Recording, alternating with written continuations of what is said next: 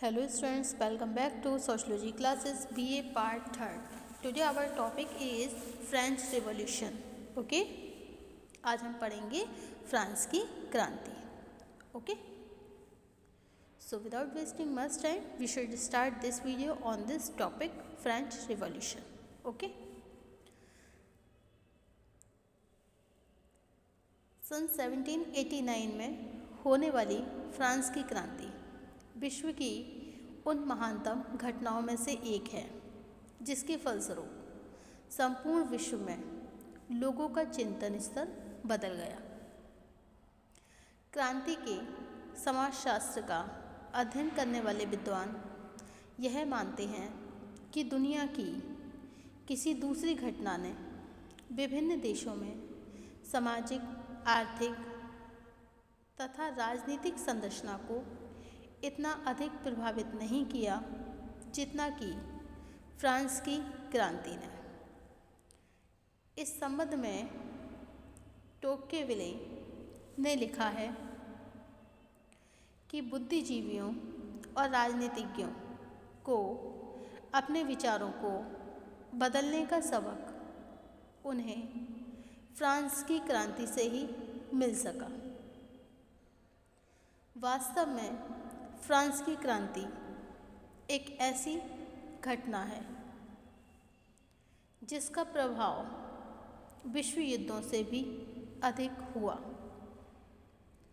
विश्व युद्धों ने जहां पूरे यूरोप को विनाश के कगार पर खड़ा कर दिया, वहीं फ्रांस की क्रांति ने पूरी दुनिया की स्वतंत्रता, समानता, नई व्यवस्था और बंधुत्व पर आधारित विचार दिए. इस महत्वपूर्ण क्रांति को समझने के लिए पहले उन सामाजिक आर्थिक दशाओं को समझना आवश्यक है जिनके अंतर्गत फ्रांस की क्रांति का प्रादुर्भाव हुआ.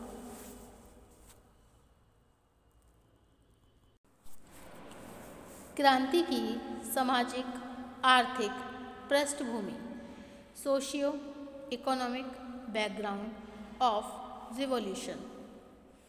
फ्रांस की क्रांति से पहले वहाँ जो राजनीतिक, सामाजिक, धार्मिक तथा आर्थिक दशाएं विद्यमान थीं, उन्होंने लोगों की मानसिकता को बदलकर एक नई व्यवस्था के प्रति उनमें जागरूकता उत्पन्न की.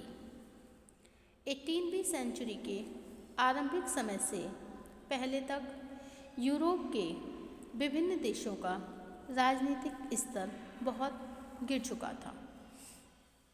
लगभग सभी देश अपने अपने राज्य का विस्तार करने के लिए सभी तरह से उचित और अनुचित साधनों का उपयोग कर रहे थे. शासक वर्ग अपने सामंतों और चाटुकारों के साथ विलासपूर्ण जीवन बिताने में व्यस्त था, जबकि सामान्य लोगों पर नए नए करों का बोझ बढ़ता जा रहा था.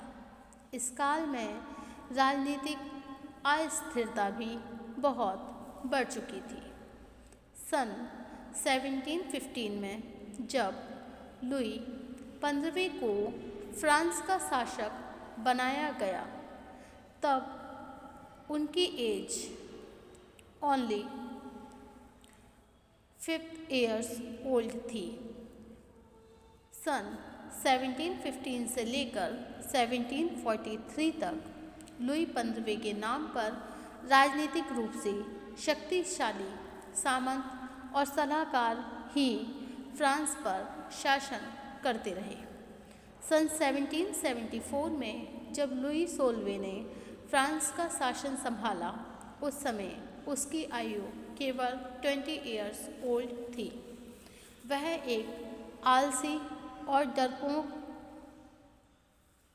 मानसिकता वाला व्यक्ति था. उसी समय फ्रांस में प्रोटेस्टेंट धर्म के प्रभाव में वृद्धि होने के कारण उसे अनेक प्रकार की समस्याओं का सामना करना पड़ा।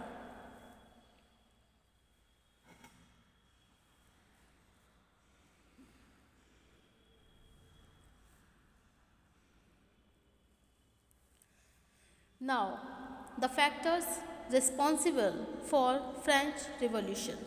फ्रांस की क्रांति के कारक। राजनीतिक, सामाजिक तथा धार्मिक पृष्ठभूमि में अनेक ऐसी दशाएं भी पैदा हुई जिन्होंने प्रत्यक्ष रूप से फ्रांस की क्रांति में योगदान किया। इस संबंध में यह ध्यान रखना आवश्यक है कि फ्रांस में चर्च के बढ़ते हुए अधिकारों और जनसाधारण के शोषण के कारण लुई 15वें ने सन 1743 से ही एक उदारवादी दृष्टिकोण अपनाना आरंभ कर दिया था। लुई 16वें ने अपने शासनकाल में अनेक सामाजिक आर्थिक सुधार भी किए। यह एक संक्रमणकालीन दशा थी जिसमें एक और शासकों का प्रयत्न सामान्य जनता को कुछ अधिकार सौंपने का हो रहा था, जबकि पादरी वर्ग निरंकुश शासन के लिए दबाव डाल रहा था। इन परिस्थितियों को देखते हुए फ्रस्टियर ने यहाँ तक कहा, मेरा अनुमान है कि इस समय यूरोप भयंकर क्रांति के कगार पर खड़ा हुआ है। इसकी दशा एक बिगड़े हुए डिसीज की तरह है जिसमें रक्त का संचार होना अनिवार्य हो गया है। वास्तव में फ्रांस की क्रांति को किसी एक कारण के आधार पर नहीं बल्कि अनेक दशाओं के संदर्भ में ही समझा जा सकता है। इनमें कुछ प्रमुख दशाएं निम्नांकित हैं।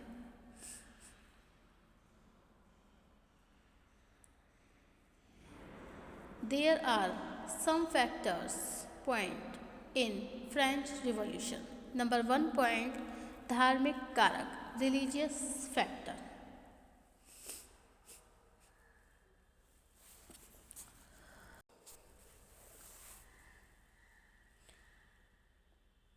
हम ये पहले भी स्पष्ट कर चुके हैं कि पादरियों का भ्रष्ट आचरण, उनके द्वारा मध्यम वर्गीय लोगों, किसानों और मजदूरों का धर्म के नाम पर शोषण तथा उनका विलासपूर्ण जीवन भी प्रमुख दशाएं रहीं जिन्होंने फ्रांस की धार्मिक सत्ता के प्रति लोगों में असंतोष पैदा करना आरंभ कर दिया। इस समय पूरे फ्रांस में परंपरावादी कैथोलिक चर्चों का व्यापक प्रभाव था तथा कैथोलिक विश्वासों में कोई भी परिवर्तन करना एक गंभीर अपराध माना जाता था। लुई 16वें ने जब कुछ अवसरों पर कैथोलिक चर्च की कट्टरता का विरोध किया तो कैथोलिक और प्रोटेस्टेंट धर्म के अनुयायियों के पारस्परिक विरोध खुलकर सामने आए। धीरे धीरे इन दोनों संप्रदायों के बीच संघर्ष होने लगा। प्रोटेस्टेंट धर्म जहां व्यक्तिगत स्वतंत्रता के पक्ष में था, वहीं कैथोलिक पादरी और सामंत किसी भी तरीके से अपना प्रभुत्व बनाए रखने का प्रयत्न करने लगे। इस धार्मिक संघर्ष ने क्रांति का रास्ता तैयार कर दिया। नेक्स्ट पॉइंट इज आर्थिक कारक, इकोनॉमिक फैक्टर्स।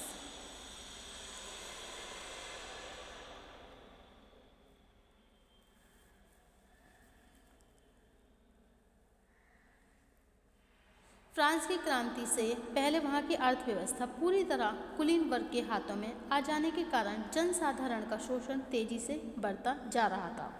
बार बार युद्ध होने के कारण फ्रांस की अर्थव्यवस्था टूटने लगी और इन दशाओं के बीच फ्रांस में आर्थिक असमानताएं इतनी अधिक बढ़ गईं कि जनसाधारण का जीवन तक भंवर में फंसने लगा। इससे निकलने का एकमात्र रास्ता क्रांति थी, जिसे अधिकांश लोगों ने समझना आरंभ कर दिया। नेक्स्ट पॉइंट इज वैचारिक कारक, आइडियोलॉजिकल फैक्टर्स।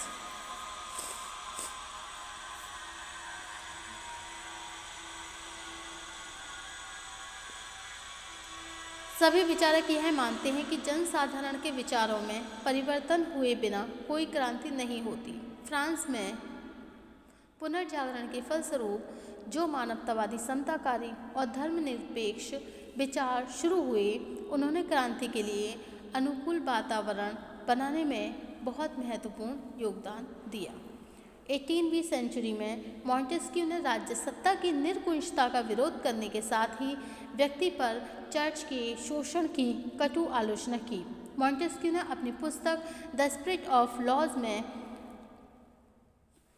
विस्तार के साथ यह स्पष्ट किया कि किसी व्यक्ति अथवा वर्ग के हाथों में सत्ता केंद्रीकरण होना राज्य और जनता दोनों के लिए घातक है।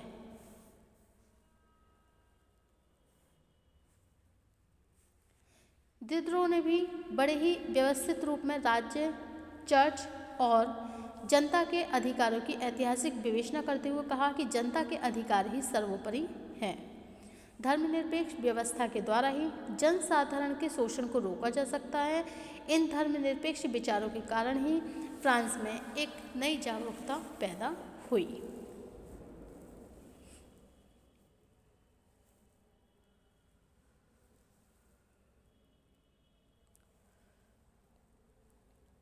इन दशाओं के बाद भी जब जनता के अधिकारों, मानवतावादी विचारों और धर्मनिरपेक्ष नीतियों को स्वीकार करने की प्रवृत्ति में वृद्धि हुई, तो फ्रांस की सामंतवादी व्यवस्था का विरोध बढ़ने लगा और इन्हीं सब दशाओं के फलस्वरूप फ्रांस में क्रांति का वातावरण तैयार होने लगा। Okay, so thank you for watching my YouTube channel. Thank you so much. Thank you.